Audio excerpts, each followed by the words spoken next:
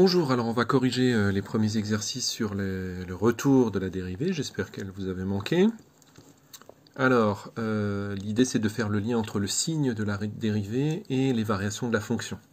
Donc j'espère que vous avez lu le cours, les démonstrations ne peuvent pas vous être demandées, l'essentiel c'est que vous retenez le théorème principal, c'est-à-dire qu'une fonction est croissante, c'est équivalent au fait que sa dérivée soit positive, et une fonction est décroissante est équivalent au fait que sa dérivée est négative. Donc si on prend l'exercice 1, et si je reprends rapidement le tableau qu'on me propose, x va de moins l'infini à moins 1 à 2 à plus l'infini, et on vous donne ici le tableau de signes de la dérivée. Attention, le tableau de signes de la dérivée, pas de la fonction. Et vous savez que la dérivée est négative, positive, puis négative.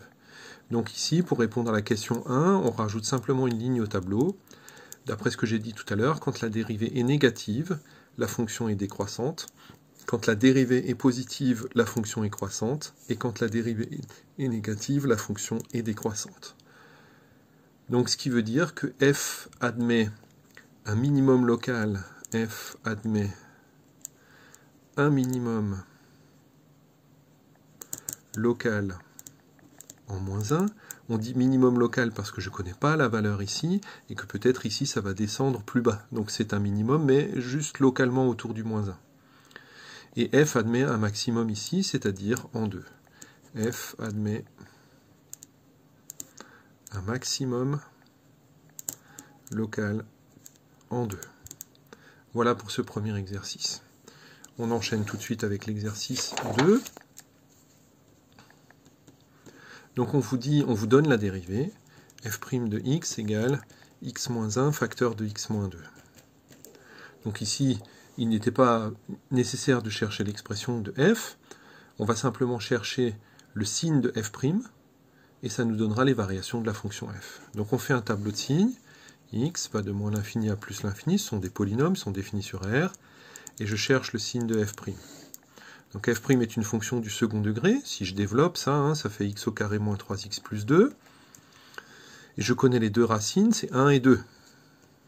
Effectivement, si je remplace x par 1, ça va faire 0. Si je remplace x par 2, ça va faire 0 aussi. Bien sûr, si vous calculez delta ici, x1, x2, vous allez trouver 1 et 2. Donc la dérivée s'annule là. Je vous rappelle qu'une fonction du second degré est du signe de a. A ici c'est 1, donc c'est positif, sauf entre les racines. Donc ça va faire plus, moins, plus.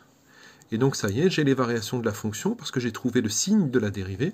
Donc la fonction va être croissante, décroissante et croissante. Par contre, je ne peux pas connaître les valeurs ici, f de 1 et f de 2. On ne me les donne pas dans l'énoncé, je ne peux pas les calculer. Voilà pour l'exercice 2.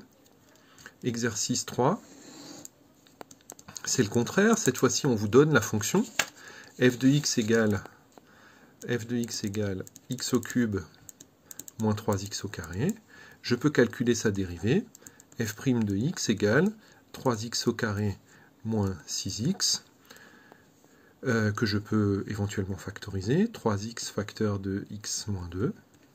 Voilà, maintenant que j'ai la fonction f', je peux trouver son signe. N'oubliez pas que ce qui nous intéresse, si j'étais en classe, je vous répéterai ça 50 fois, ce qui nous intéresse dans la dérivée, c'est son signe. Donc x se balade toujours de moins l'infini à plus l'infini, ce sont toujours des polynômes. F' de x, encore une fois, c'est une fonction du second degré. Je connais ses racines parce que j'ai réussi à factoriser. Donc les racines sont 0 et 2. Si vous ne voulez pas factoriser, vous pouvez calculer delta x1, x2. Vous allez trouver 0 et 2, c'est sûr. C'est une fonction du second degré. Elle est du signe de a, c'est-à-dire 3, c'est-à-dire positif, sauf entre ses racines. Donc plus, moins, plus. Ici c'est 0, ici c'est 0. Et f de x, donc, va être croissant parce que sa dérivée est positive, décroissant parce que sa dérivée est négative, et croissant parce que la dérivée est positive. Cette fois-ci, je peux calculer f de 0, parce que j'ai l'expression de f, donc si je remplace x par 0, ça fait 0. Si je remplace x par 2, ça fait, je vais le calculer ici, f de 2, c'est 2 au cube moins 3 fois 2 au carré, c'est-à-dire 8 moins 3 fois 4, 12, ça fait moins 4. On peut même rajouter les limites aux bornes.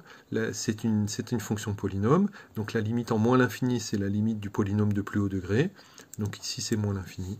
ici c'est plus l'infini, et grâce à la dérivée, vous avez donc un tableau de variation complet qui pour une fois a été démontré, c'est-à-dire qu'on n'a pas simplement tracé la fonction sur la calculatrice et on s'est dit tiens c'est croissant, décroissant, croissant. Non, on a réussi à démontrer que la fonction est croissante de moins l'infini à 0 et de 2 à plus l'infini, et à démontrer qu'elle était décroissante sur 0 et 2 sans même avoir besoin de la tracer. J'ai même pas besoin de voir à quoi elle ressemble, il suffit donc de calculer la dérivée et de trouver le signe de la dérivée. Voilà pour ces 3 premiers exercices.